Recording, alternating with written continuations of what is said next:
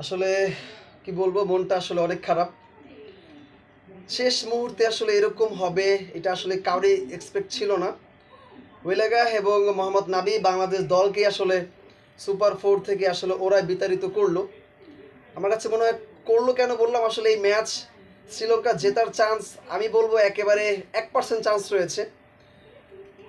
170 run chase করা এই মানে টু ডিফিকাল্ট, বাট শ্রীলঙ্কার 101 রান প্রয়োজন। প্রথম দিকে আমরা অনেক বেশি উল্লাস করেছি, উইকেট পড়েছে, হাততালি দিয়েছি এবং আমরা অনেক বুক ভরা আশা নিয়ে বসেছিলাম শ্রীলঙ্কায় ম্যাচ জিতে যাবে, আফগানিস্তান হেরে যাবে, দ্যাটস ইট, বাংলাদেশ দল সুপার ফোরে চলে যাবে। অনেক কিছু ইকুয়েশন মিলিয়েছি, অনেক চিন্তা করছিলাম।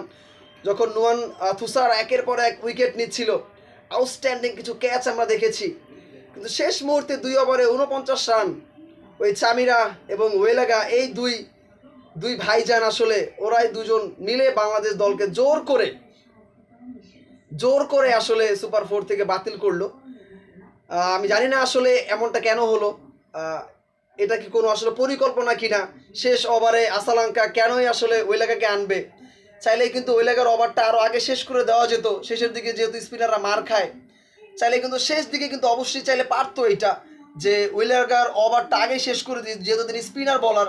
শেষ দিকে আসলে কিন্তু চাইলে আসালাঙ্কা, সানাকা রয়েছিল, এদের কারো ওভার কিন্তু লাস্ট ওভারটা রাখতে পারতো, বাট সেটা কিন্তু আসালাঙ্কা করেনি। সো এই জায়গায় কিন্তু আসলে সবচেয়ে বড় একটা প্রশ্নের জায়গা। তবে দিন শেষে আসলে যেটা বলতে চাই, বাংলাদেশ দল সত্যিকার অর্থেই সুপার ফোরে আসলে তাদের যাওয়া হচ্ছে না। কারণ শ্রীলঙ্কা তারা চিন্তা করবে 101 রান করবে, দ্যাটস ইট, তাদের আর কোনো টেনশন বা প্রেশার নেই। 170 রান তারা এই ম্যাচ হারলেও আসলে কিছু যায় আসবে না, কারণ 170 রান চেস করে ইটস টু ডিফিকাল্ট, আগেই বলেছে এই মাঠে। তবে কি বলবো, আসলে ওয়েলাগা এবং চামিরা এরা আসলে বাংলাদেশ দলকে একেবারে ধুষিয়ে দিয়েছে, স্বপ্ন চুরমার করে দিয়েছে। অপরদিকে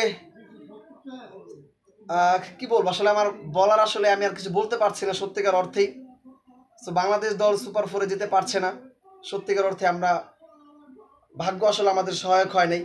তবে বাংলাদেশ দল হারে হারে টের পাচ্ছে রান রেট আসলে কতটা ইম্পর্টেন্ট। এই যে সুপার ফোর থেকে যে বাদ হচ্ছে, এর দায়ভার নিতে হবে শামীম পাটোয়ারিকে, এর দায়ভার নিতে হবে হৃদয়কে, এর দায়ভার নিতে হবে হার্ড হিটার, হামার দিয়ে খেলে, ওই দিয়ে খেলে, সেই দিয়ে খেলে, মাঙ্গের নাতির অনেক কিছু দিয়ে খেলে। এই জায়গায় আসলে জাকির আলী, ওর দায়ভার নিতে হবে। ওরা আসলে শেষ দিকে কিছু করতে পারে নাই। ওরা আসলে হংকংয়ের সাথে ওই ম্যাচটা আরও আগে জিততে পারতো, সেটা করতে পারে নাই। শ্রীলঙ্কার সাথে আরও বড় স্কোর করতে পারতো, সেটাও করতে পারে নাই। লাস্ট আফগানিস্তানের সাথে বাংলাদেশ দল আরও বড় একটা স্কোর করতে পারতো, সেটাও কিন্তু ওরা করতে পারে নাই শেষের ওই ফিনিশারের অভাবের কারণে। যেখানে ভিন্ন দলগুলো অনেক বেশি হার্ড হিটিং খেলেছে, আমরা ওমরজাইকে দেখেছি, আজকের ম্যাচে দেখলাম নাবিকে আজকে দেখলাম 22 বলে একবার 50 করে দিয়েছে। সো এই হচ্ছে খেলা, এটাই ক্রিকেট, এটা মেনে নিতে হবে।